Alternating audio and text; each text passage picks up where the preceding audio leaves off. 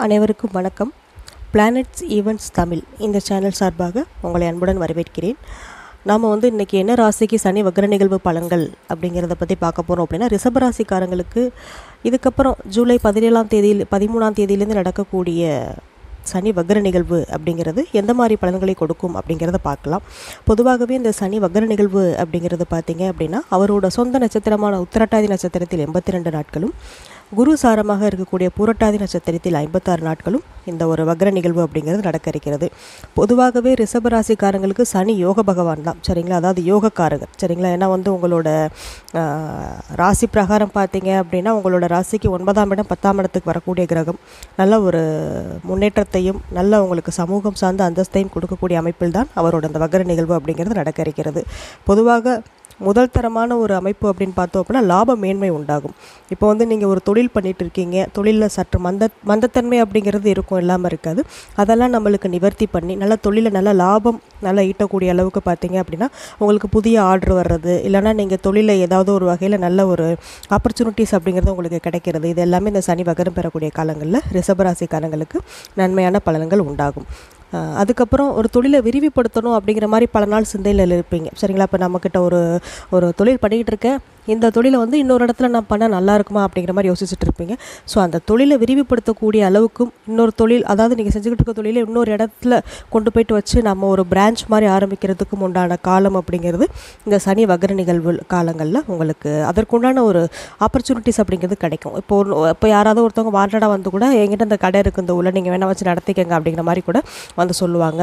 அதற்கு உண்டான மணி சோர்ஸஸும் உங்களுக்கு கிடைக்கக்கூடிய அளவுக்கு தான் இந்த சனி வக்ர நிகழ்வு காலங்களில் இருக்குது. பொதுவாக ரிஷபராசிக்காரங்களை பொறுத்தவரையும் இப்போது இந்த தசாபுத்தி, சரிங்களா, அந்த குரு மகாதசை இல்லைனா சனி தசை, இல்லைனா குரு தசை சனி புத்தி, இல்லைனா சனி தசை குரு புத்தி, இந்த மாதிரி குறிப்பிட்ட தசாபுத்திகள் நடக்கக்கூடிய சுக்கிர தசை, இந்த மாதிரி தசாபுத்திகள் நடக்கக்கூடிய ரிஷபராசிக்காரங்களுக்கு நல்ல ஒரு முன்னேற்றமான சூழல் உண்டாகும், சரிங்களா? ஏன்னா சனி வக்ர நிகழ்வு அப்படிங்கிறது 11ஆம் இடம், அதாவது உபஜயஸ்தானம், பணம்பரஸ்தானம், லாபஸ்தானம், உங்களோட ஆசை அபிலாசைகள் பூர்த்தி அடையக்கூடிய ஒரு ஸ்தானம், சரிங்களா?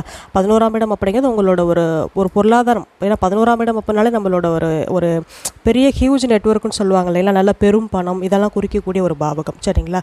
ஸோ அங்கே சனி வக்ர நிகழ்வு பெறுறது அப்படிங்கிறது அந்த பாவகத்திற்குண்டான தடைகள் எல்லாமே நிவர்த்தி ஆகும். இப்போ அதாவது லாபம் வருவது கொஞ்சம் தடையாக இருந்திருக்கலாம், பண வரவுகள் கொஞ்சம் தடையாக இருந்திருக்கலாம், இது எல்லாமே தடைகள் நீங்கி பணவரவுகள் பன்மடங்கு ஆகும். இந்த மாதிரி எல்லா விஷயங்களுமே உங்களுக்கு, அதாவது உங்களை சமூகம் சார்ந்த ஒரு அந்தஸ்தில் உயர்த்துவதற்கு உண்டான ஒரு அமைப்பு அப்படிங்கிறது சனி வக்ர நிகழ்வுக்கு நிச்சயமாக இருக்கிறது, சரிங்களா? ஏன்னா 11ஆம் இடத்துல இருக்கக்கூடிய சனி பகவான் 3ஆம் பார்வையாக உங்களோட ராசியை பார்க்குறார், சரிங்களா? அப்போ லாப மேன்மையை உண்டு பண்ணி உங்களை நல்ல ஒரு உயர்த்தக்கூடிய அளவுக்கு பார்த்தீங்க அப்படின்னா இந்த சனி வக்ர நிகழ்வு அப்படிங்கிறது ரிஷபராசிக்காரங்களுக்கு நன்மையான பலன்களை உண்டு பண்ணும்.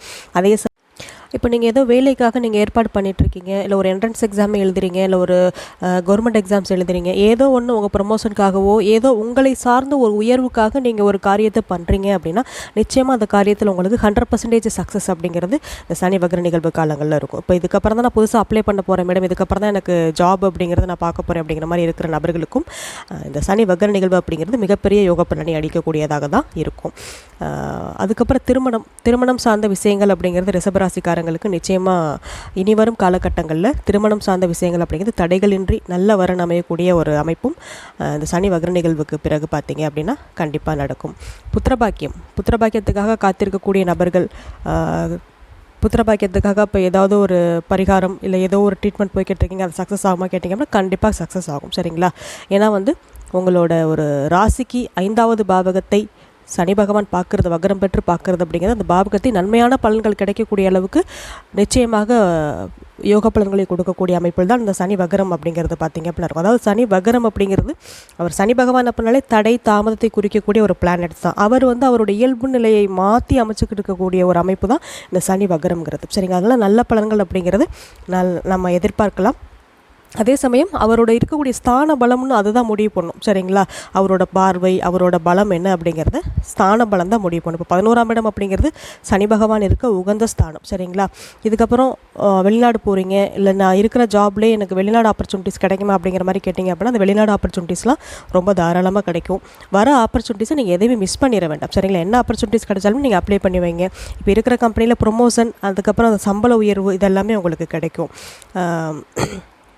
மற்றபடி உங்களுக்கு இது நாள் வரையும் இருந்து வந்த பொருளாதாரத்தில் இருந்து மந்தத்தன்மை நீங்கும். பணம் வருவதற்குண்டான சோர்ஸஸ் அப்படிங்கிறது உங்களுக்கு இன்னும் கிரியேட் ஆகும். இப்போ நீங்கள் ஒரு சேலரி பர்சனாக இருக்கீங்க அப்படின்னா, இதுக்கப்புறம் நம்மளோட ஒரு இன்கம் எப்படி மல்டிபிள் ஆக்கலாம், இதுக்கப்புறம் நியூ சோர்ஸஸ் ஆஃப் இன்கம் நம்ம எப்படி கிரியேட் பண்ணலாம் அப்படிங்கிற மாதிரி ஐடியாஸ்லாம் இதுக்கப்புறம் தான் உங்களுக்கு வரும். சரிங்களா?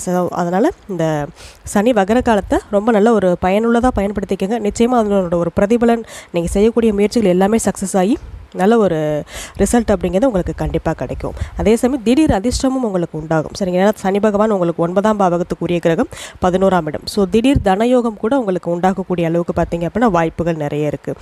ஸோ ஒவ்வொரு காரியத்தையும் நீங்கள் சிந்தித்து நிதானமாக எல்லா காரியத்திலையும் இறங்குங்க. நிச்சயமாக எல்லாமே உங்களுக்கு சக்ஸஸ் ஆகும் இந்த சனி வகரம் பெறக்கூடிய காலங்களில். சரிங்களா? இந்த கண்டென்ட் உங்களுக்கு பிடிச்சிருந்தது அப்படின்னா, அதாவது என்னோடய ப்ரெடிக்ஷன் பிடிச்சிருந்தது அப்படின்னா, இந்த வீடியோவுக்கு லைக் பண்ணுங்கள், உங்கள் நண்பர்களுக்கும் ஷேர் பண்ணுங்கள். முக்கியமாக சேனலுக்கு சப்ஸ்கிரைப் பண்ணி சப்போர்ட் பண்ணுங்கள். எதிர்காலத்தில் இன்னும் நிறைய நம்ம பேசுவோம். தேங்க்யூ.